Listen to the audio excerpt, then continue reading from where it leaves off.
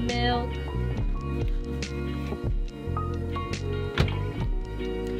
So before I continue on and show you the different kinds of cabins that we have on board, I do need to share with you my matcha routine. So if you're new here and you don't know too much about me, I used to live in Japan for about 3 years, so matcha and a lot of intricacies of Japanese culture are very important to me and in my life. Typically every day I have a matcha latte, and it is just such a great way to enhance my life here on board. So while I am making my matcha latte for the day, I'll be answering some of your other miscellaneous cabin questions.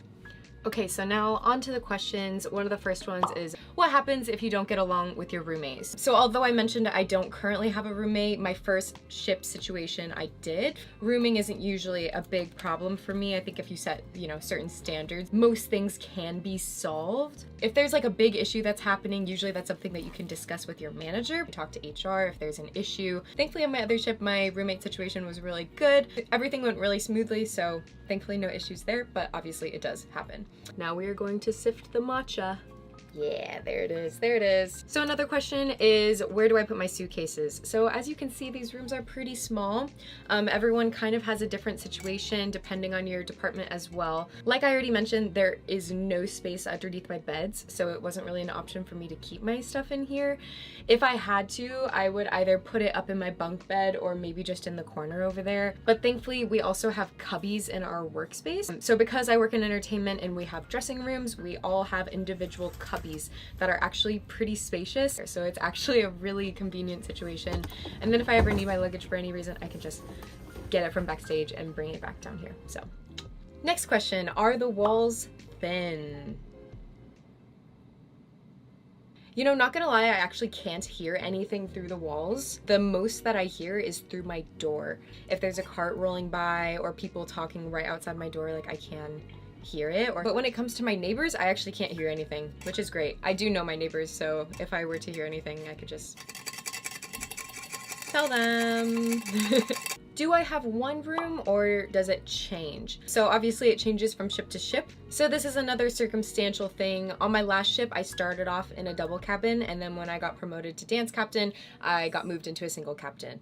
Oh, I got moved into a single cabin. So that was like kind of a rare situation where I did have 2 rooms.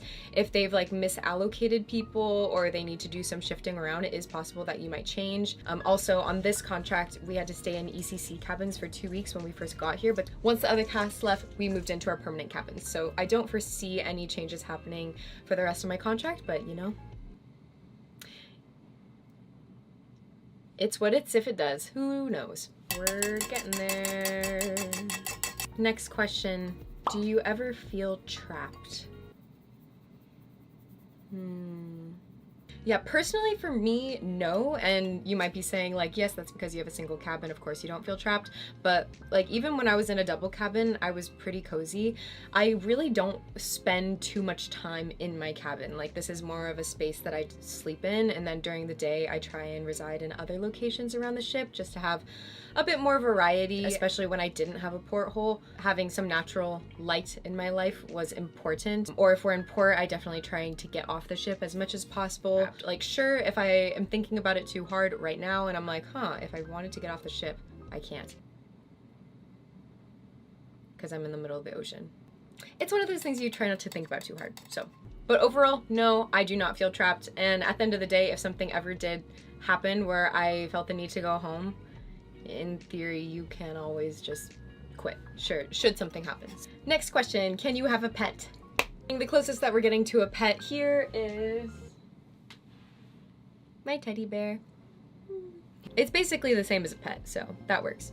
I'm sure there may be some special circumstances where it's maybe allowed, but for the average person like me, no. Sometimes when I get to the end of this and there's just a couple granules left, I'm just like...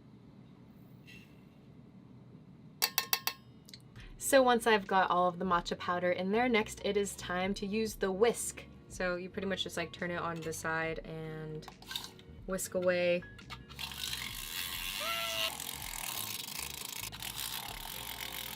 Next question, do your lights change colors? Yes, they do. If you've seen a couple of my videos, they've probably been a different color in each one. So These lights are another amazing investment that I am so happy that I got for the ship. It was only like $15, I think, on Amazon. I'll put the link down below, but these things are a game changer. It just like changes your environment so much. You can control the colors on your smartphone device. So if I want it to be purple, what color is this? Pink? I like this one the most because it kind of just feels bright. And then you can also change the scene. So pulsating colors. So it'll just go through all the different ones. This is a fun, colorful mood. And then you can also change the speed, like how fast it's going through the colors.